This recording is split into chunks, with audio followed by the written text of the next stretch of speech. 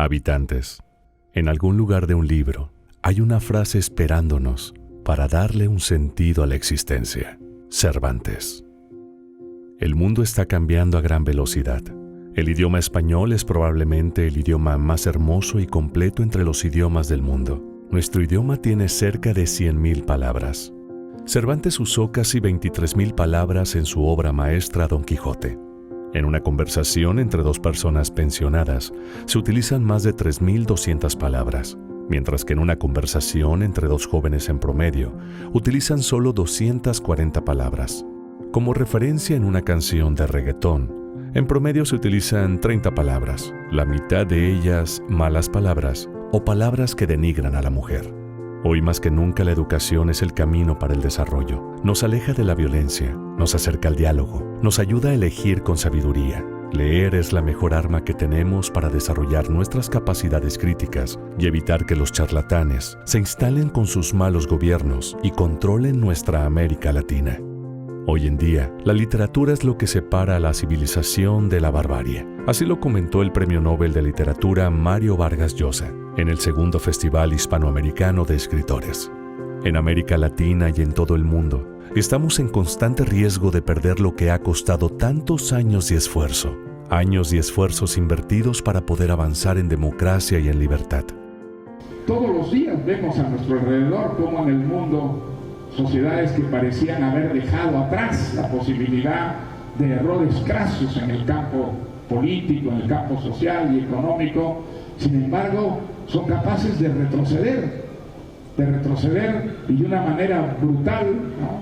Lo estamos viendo en estos días en Europa, países como el Reino Unido. ¿Era posible imaginar hace 20, 25 años que Inglaterra iba a retroceder a los niveles de demagogia, de mentira, de nacionalismo cerrado, estúpido, a los que ha llegado? No, era inconcebible y sin embargo ha ocurrido. ¿Cómo no ocurriría en los países del llamado tercer mundo? ¿Cómo no estarían a punto esas democracias frágiles recién instaladas de pronto por obra de un demagogo, por obra de ciertas ideologías atractivas que parecen resolver todos los problemas de una manera veloz, gracias a un hombre fuerte? ¿Cómo no retrocederían y se barbarizaran rápidamente? Antes era inconcebible que países que habían avanzado en el primer mundo tuvieran retrocesos en materia política, en materia de integración y en su relación social, todo por culpa de demagogos que engañan y dividen. Creo que un pueblo impregnado de buena literatura es más difícil de manipular, es más difícil de engañar que un pueblo que no lee o lee poco o lee mal. Por eso hay que difundir la lectura, y no solo difundirla porque la lectura es un extraordinario entretenimiento, porque el hechizo de un buen libro, de un gran poema, de una muy buena obra de teatro, de un magnífico ensayo es enorme y enriquecedor de nuestra sensibilidad y de nuestra imaginación, sino también porque la gran literatura desarrolla en nosotros, y creo que solo ella lo hace con tanta profundidad y de manera tan sistemática, desarrolla en nosotros, repito, un espíritu crítico. Debemos evitar un retroceso brutal en el campo político y social. Para ello, debemos recurrir a las letras, pues la gran literatura desarrolla en nosotros un espíritu crítico que nos permite encarar ese terrible riesgo de los gobiernos totalitarios que amenazan a todas las sociedades.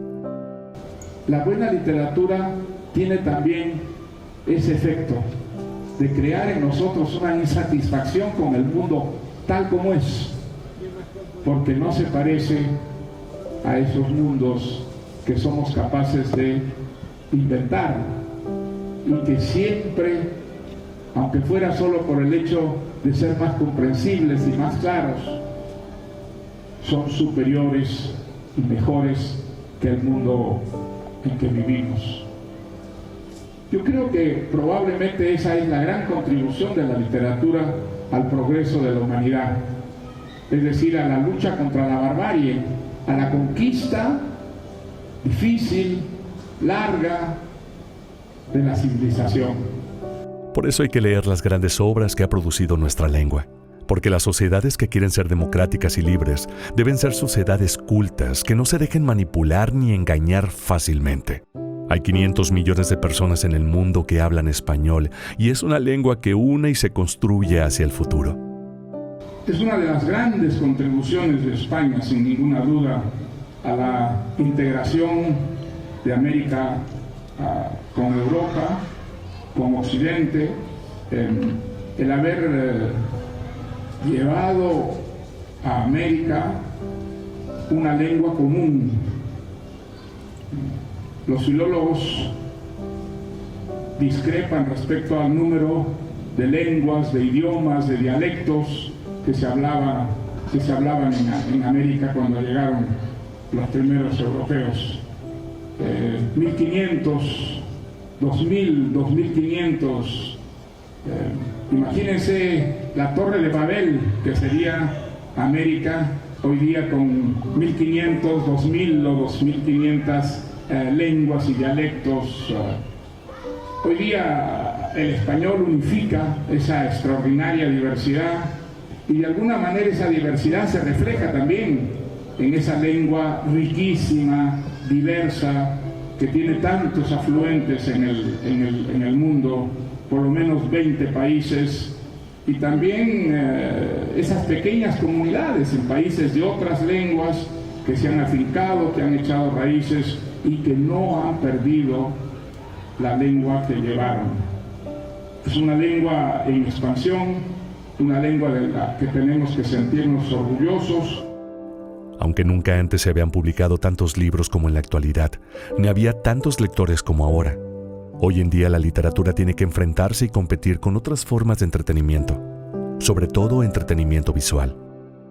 La literatura significa probablemente en nuestro tiempo menos y acaso mucho menos que lo que significaba en el pasado para esas minorías que leían. ¿Y por qué razón? Por una razón muy simple, porque antes la literatura era el entretenimiento superior para las gentes que sabían leer y podían comprar libros, y hoy en día la literatura tiene que enfrentarse a muchas otras formas de entretenimiento y fundamentalmente a las visuales. Las visuales, como ustedes saben, han tenido un desarrollo realmente extraordinario en nuestro tiempo y llegan prácticamente a todo el mundo. Son muy escasas las pequeñas minorías a las que no llega la pantalla grande y la pantalla chica. La lectura estimula nuestra imaginación y también reta a nuestro intelecto. La buena literatura, la mejor literatura, que es tan rica y tan diversa en el mundo de la lengua española, crea en nosotros un malestar, una inconformidad con el mundo tal como es, porque descubrimos en la lectura de la gran literatura que el mundo que inventamos generalmente es un mundo más rico, más intenso y más diverso que el mundo real. Un ejemplo también es España, que hoy en día parece sumida en una crisis profunda que podría empeorarse y agravarse. Estamos viviendo momentos en que la literatura es necesaria e indispensable. La literatura puede defendernos mejor que nada para enfrentar esas crisis en el campo social, en el campo político, en el campo moral, que vemos multiplicadas a nuestro alrededor. Porque todos somos habitantes de este mundo.